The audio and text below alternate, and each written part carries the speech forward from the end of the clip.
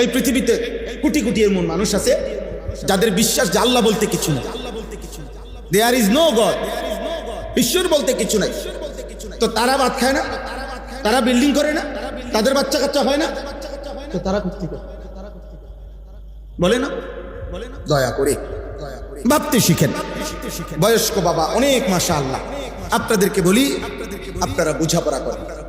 নবী শিখাইছেন, নবী জাকারিয়া আলাইহিস সালাম বুড়া হয়ে গেছে, তারপরে আল্লাহর কাছে বলছে রব্বি হাবিলি মিন লাদুনকা যুররিয়াতান তাইয়্যিবা, আল্লাহ আমার একটা পবিত্র সন্তান দাও, ইয়ারিসুনি ওয়া ইয়ারিসু মিন আলি ইয়াকুব, আমার উত্তরাধিকার হবে, আমি বিল্ডিং দিয়ে কিতা করি, আমার একটা নেক সন্তান দাও, যুররিয়াতান তাইয়্যিবা, আল্লাহ আমার একটা পবিত্র সন্তান যে আমার নাম ধরে রাখে, যে আমার উত্তরাধিকারী হবে, ঈমান আমলের উত্তরাধিকারী হবে। দোয়া করছে জাকারিয়া, আল্লাহ বলছে ঠিক আছে জাকারিয়া, তোর দোয়া কবুল। ইন্না নুবাশশিরুকা বিগুলামিন ইসমুহু ইয়াহইয়া, ইয়া ইয়াহইয়া নামে একটা ছেলে তোমাকে দেব, আমি নাম উঠিয়ে দিব, নাম উঠিয়ে।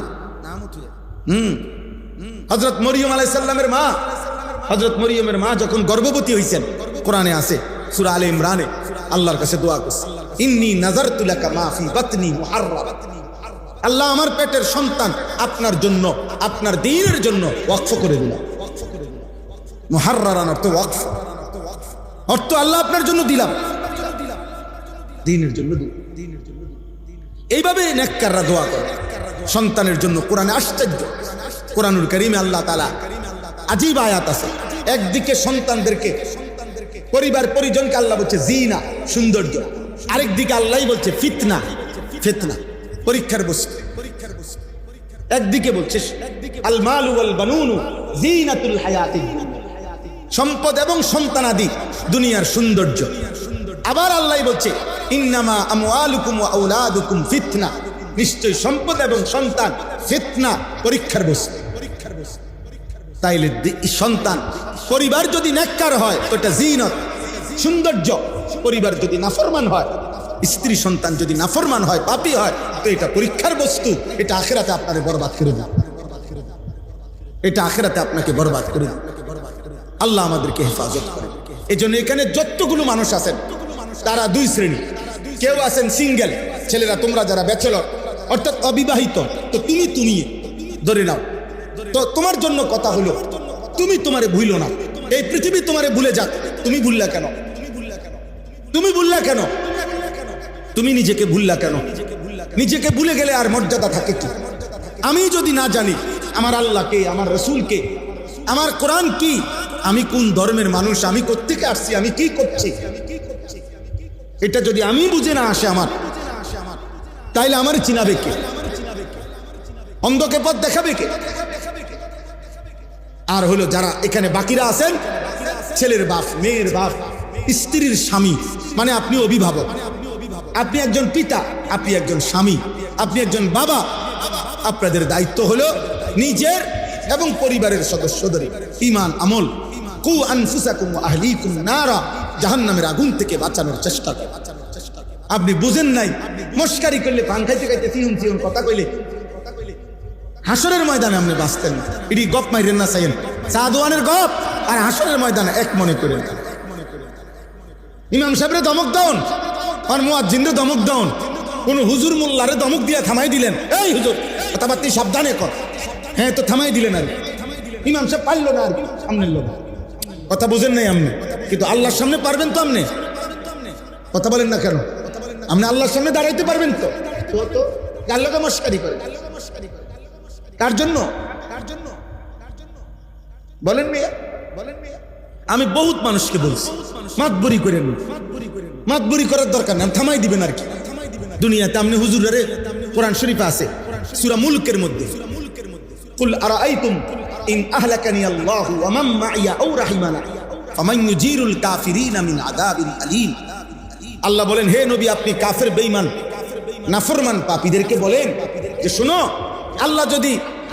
আল্লাহ যদি আমাকে এবং আমার অনুসারী ইমানদার সাহাবাদেরকে আল্লাহ যদি ধ্বংসও করে দেয় অথবা হায়াতও দেয়, আর কয়দিন যদি বাঁচাইয়াও রাখে অথবা মৃত্যুও দিয়ে দেয়, আমি যদি দুনিয়ার থেকে বিদায়ও নেই, আমি যদি চলেও যাই, কিন্তু প্রশ্ন হলো আমি চলে যাওয়ার কারণে, আমার অনুসারীরা চলে যাওয়ার কারণে তোমাদেরকে আল্লাহর আযাব থেকে বাঁচাবে কে, তোমাদের পাপের শাস্তি থেকে সেটা বলো তুমি। মনে করেন এই দেশের সব হুজুর আর নাই, তো আমনের চুরির থেকে আমনের আল্লাহর হাত থেকে বাঁচাইবে কে? আমনের সুদ, আমনের কিস্তি, এটা না আপনি চিন্তা করবেন। আপনি হুজুর আছে না নাই, হুজুরের মনে করেন নাই। আর আপনি মনে করেন অনেক মানুষ বলেন আরে হুজুররাই ফেস লাগাই রাখছে, তো এগুলো সরাই দেন, এগুলার গুলি করে সব ফেলে দেন, হুজুর এগুলার সব বন্ধ করে দেন দেশের থেকে। আল্লাহ বলছে তো বলো ফামান মুজিরুল কাফিরিন মিন আযাবিন আলীম। আরে তাহলে তোমার পাপের কারণে আল্লাহর আযাব থেকে তোমারে বাঁচাইবে কে সেটা না বলবা তুমি, তুমি হুজুরে ডাকো কি? আমি অনেক সময় বলি, অনেক মানুষ আছে দেখবেন ও মারতো না, হুজুরের মধ্যে 13 রকম ফেস আছে, কত হুজুরই দেখছি উল্টা ফাল্টা। ঠিক আছে, আপনি দেখছেন, আমি মাইনা নিচ্ছি, সত্য। আপনি 10 জন হুজুর দেখছেন, 5 জন হুজুরে দেখছেন খারাপ, কোনো দোষ, ঠিক আছে, এটা দুনিয়া, এটা জান্নাত না। হুজুর মানে বেহেশতের থেকে আইছে, হুজুর হিসাব দিয়ে বেহেশতে থাকে, কথা বলে না। হিসাব মানে বেহেশতের থেকে আইছে, হুজুর মানে বেহেশতের থেকে আসছে, হিসাব দিয়ে কি যাইতে হবে, পারলে যাইতে হবে। আচ্ছা এরপরেও মেনে নিলাম, তো আপনি কি এই হুজুরের লগে রাগ করে বিড়ি খান? আপনি এটা বলেন ঠিক আছে এই হুজুর দোষী, এই হুজুর দোষ করছে, এই হুজুরের লগে রাগ করে সুদ খাইতেছেন, বলেন না কেন? এই হুজুরের লগে রাগ করে আপনি মিথ্যা বলতে পারেন, এই হুজুরের সাথে রাগ করে আপনি টেলিভিশনে নর্তকী দেখেন, এটা কোনো কথা হইলো? এটা কোনো যুক্তি হইল নি যে বহুত হুজুরও আছে উল্টা ফাল? হ্যাঁ আছে উল্টা ফাল, এই কারণে আপনি নাফরমানি করতেন। বলো ভাই, ছেলেরা বলো আব্বা, দয়া করে এই রাত গভীরে আমরা এটা অনুরোধ করি, আল্লাহকে ছাড়তে নাই, রাসূলকে ছাড়তে নাই, কোরআনকে ছাড়তে নাই। আমলের কম হবে বাবা, আমল, মানুষের মন সবসময় একরকম থাকে না, শরীরে শক্তি সামর্থ্য মন মেজাজ একরকম থাকে না, মাঝে মাঝে ক্লান্তি লাগে, বিরক্তি লাগে, অস্বস্তি লাগে, মাঝে মাঝে মানসিকভাবে মনোবল চাঙ্গা থাকে না, ঠিক আছে, সব হইতে পারে, ত্রুটি হইতে পারে, কমতি হইতে পারে, ভুল হইতে পারে, কিন্তু হৃদয় সবসময় আখিরাতের দিকে থাকতে হবে, আল্লাহর দিকে থাকতে হবে, কলিজার মধ্যে এটা থাকতে হবে। আমলের কম বেশি হোক, আমি আমার আল্লাহকে ছাড়বো না, আখিরাতকে ছাড়বো না। দেখা যাবে আবার আল্লাহ নতুন করে প্রফুল্লতা, হিম্মত, উদ্যম আল্লাহ দিয়ে, আল্লাহ দিয়ে। আমরা তাসাউফের ভাষায় কিতাবে পড়ছি, তাসাউফের ভাষায় হলো মানুষের অন্তরে 2 হালাত হয়, আল কবজ আল বাস। অর্থ হইল আল্লাহ তাআলা কখনো বান্দার অন্তরে প্রফুল্লতা দেয়, ফলে সবকিছু করতে ভালো লাগে, কখনো কখনো বিষণ্ণতা দেয়, কবজ বলে এটাকে, টেনে ধরে আর কি অন্তরটা, ফলে অন্তরটা একটু ভাল লাগতেছে না, কেমন জানি লাগতেছে, অস্বস্তি লাগতেছে। কিন্তু নিয়ম হইল আমার অন্তর প্রফুল্ল হোক আর বিষণ্ণ হোক, আল্লাহর ইবাদত আমাকে করতেই হবে। আমি অসুস্থ হই, আমার আল্লাহ ছাড়া যার কেউ নেই, ভালো রাখলেও আমার আল্লাহ, অসুখে ফালাইয়া রাখলেও আমার আল্লাহ ছাড়া আমার পেরেশানি দূর করবে কে? আছে কেউ?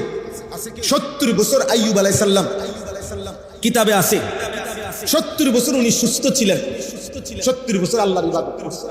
আইয়ুব আলাইহিস সালাম আপনার 70 বছর পরে অসুস্থ হয়েছেন, 18 বছর কিংবা 12 বছর উনি কি ছিলেন?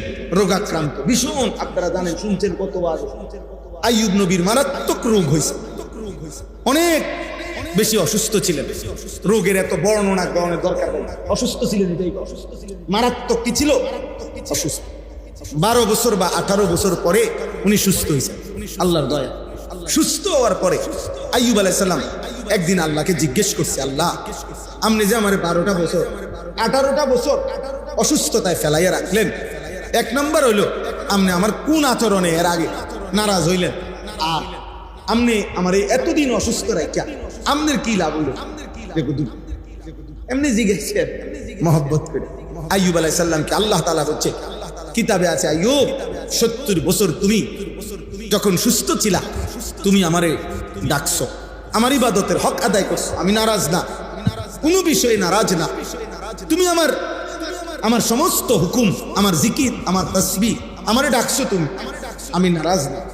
কিন্তু আমি 12 বছর কিংবা 18 বছর তোমারে যে অসুস্থ বানিয়ে রাখছি, আমি চাইছি দুঃখের সময় তুমি আমারে ডাকো কিনা, এবং আমি সাক্ষী দিতেছি আইয়ুব, এই 18 বছরও তুমি এই প্রচন্ড রোগের ভিতরেও আমারে তুমি ডাকছো, তুমি আমারে ডাকছো, আমি তোমার উপরে সন্তুষ্ট। বাকি পার্থক্য কি?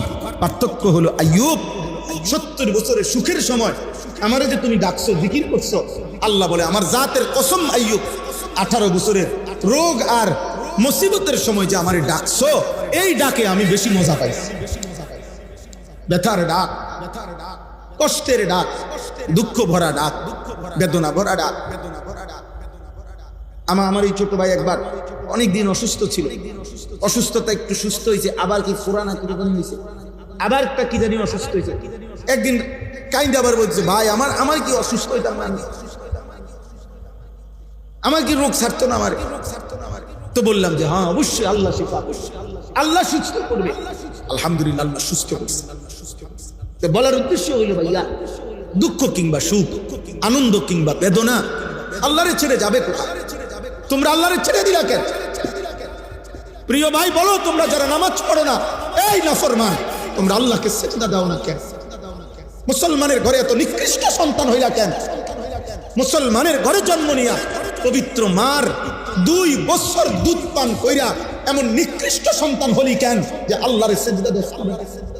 তোর মতো বেয়াদব বেটা কে হইতে পারে? আসমানের নিচে জমিনের উপরে কুত্তাও তো এত বড় বেয়াদব না, শুকরও তো এত বড় বেয়াদব না, কোন জন্তু জানোয়ার এত বড় বেয়াদব না, বেনামাজি যত বড় বেয়াদব। বেনামাজির চাইতে বেয়াদব কোন সৃষ্টি নেই, কোন শুকরও না, কুকুরও। বেনামাজি অকৃতজ্ঞ,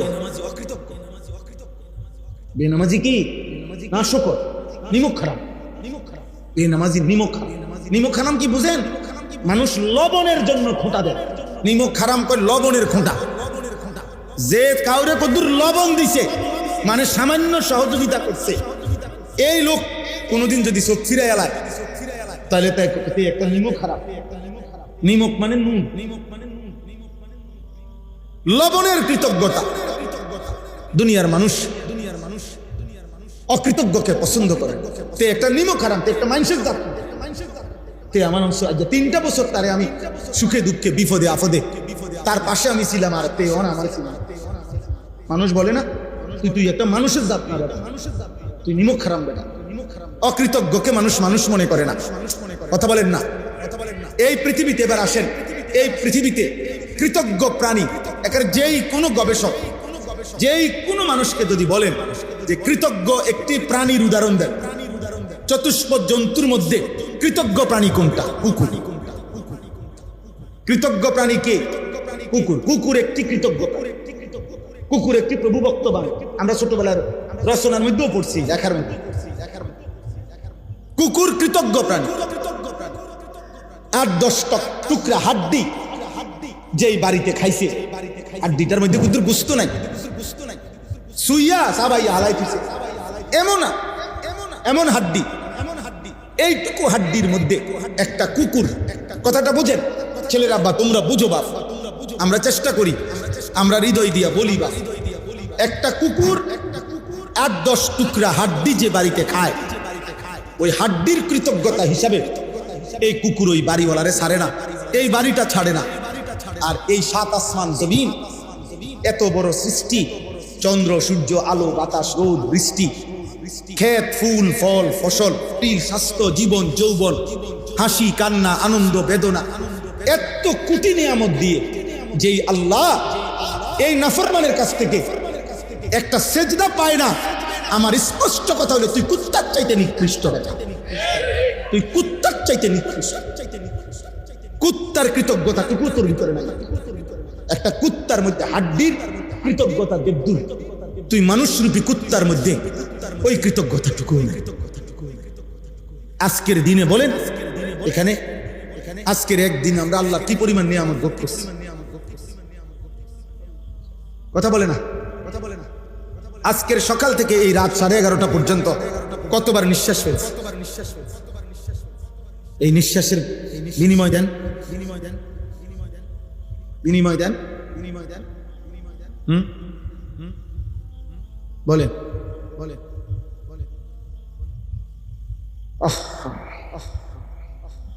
হাই মুসলমান, মানুষ হইলা কেন? ভাত খাওয়ারি, গুঞ্জাওয়ার খাওয়ারি, পেশাব পায়খানা করো, যৌন চাহিদা, লজ্জাস্থানের চাহিদা পূরণ করো। মানুষ তো হইল, ইনসান তো বেনামাজি ইনসান, বেনামাজি জালেম। সে আল্লাহকে প্রত্যাখ্যান করে, সে রসুলকে প্রত্যাখ্যান, সে কোরআনকে প্রত্যাখ্যান। আল্লাহ আমাদেরকে বুঝতে